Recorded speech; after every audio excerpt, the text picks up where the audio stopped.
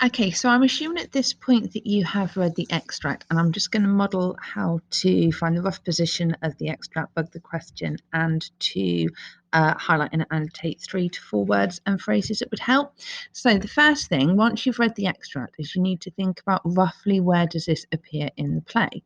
Now, the whole extract is about the bit about they're discussing whether they're going to kill King Duncan or whether they're going to fail. So you should be able to tell that it's roughly before the murder of King Duncan.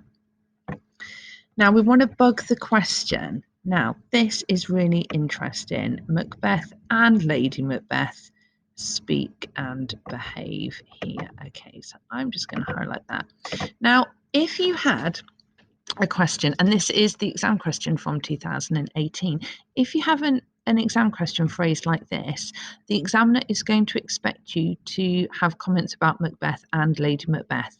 Now, you know that for 15 mark Part A questions, you're looking at tracking through 3 to 4 key events. So it's up to you. You might have 2 events about Macbeth and 2 events about Lady Macbeth. You might have 3 to 4 events where you talk about their relationship with each other. You might have 3 about Macbeth and 1 about Lady Macbeth. You might have 2 about Lady Macbeth and 1 about Macbeth. Any of those would be fine as long as you have talked about both characters.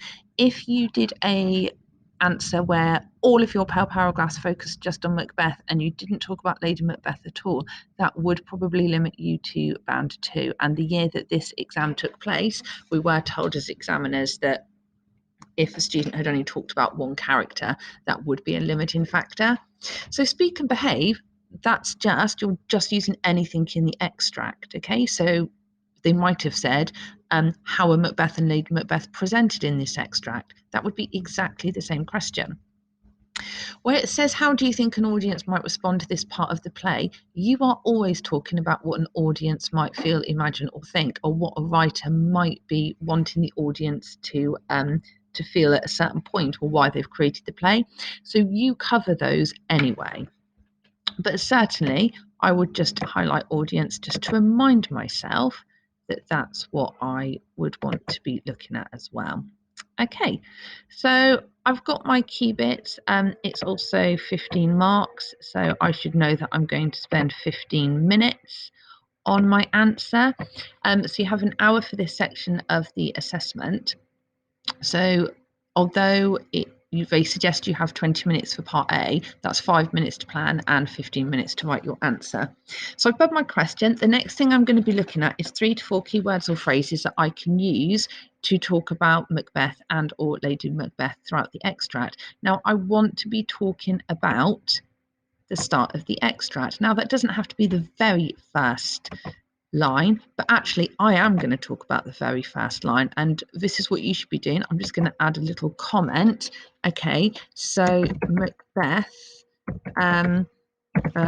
tells Lady Macbeth to be quiet. This sounds awful. I'm going to put typical man. I mean typical man of the time, but I am just literally coming up with a few ideas. So actually he's been quite powerful then. Okay, now, I'm also going to talk about this, and I know lots of us have looked at this quote before in school or in other, in year 10, we looked at this a lot as well. So I'm actually going to look at this. Now, this bit here is when she talks about an enterprise here, she's talking about a promise. She's saying, what is it then that made you break your promise to me? And so here she says, I know how tender it is to love a baby. I would, while a baby was smiling at me, have plucked my nipple from his bonus gum. So while she's saying that while a child was breastfeeding on her, she would have pulled the baby off her nipple and dashed the brains out of the baby. Had I so sworn as you have done to this? So she's not saying that she wants to kill children. She's saying that if she had promised Macbeth that she would kill a child, she would keep the promise and kill the child. And lots of people get confused. They think that she's saying that she wants to murder children. That isn't what she's saying. She's saying that that's how seriously she would take a promise. So if she'd promised to kill her own child for Macbeth, she would follow through on that promise. Now, yes, we can say it's really horrible, violent imagery, and that is something to absolutely talk about. So I'm going to add a comment there, and I'm going to say LM takes promises seriously and very violent imagery. So there's actually a few things I can pull out from that there. Okay, so I've got 2 bits. I've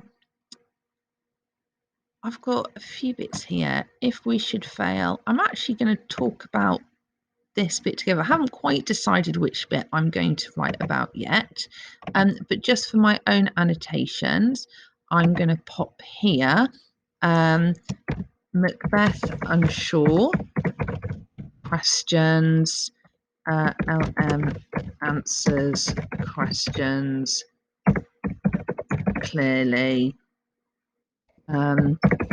statement used. So Macbeth says, if we should fail, and he's really questioning whether we should do this, and Lady Macbeth answers and said, "We'll not fail." So that's very determined language there.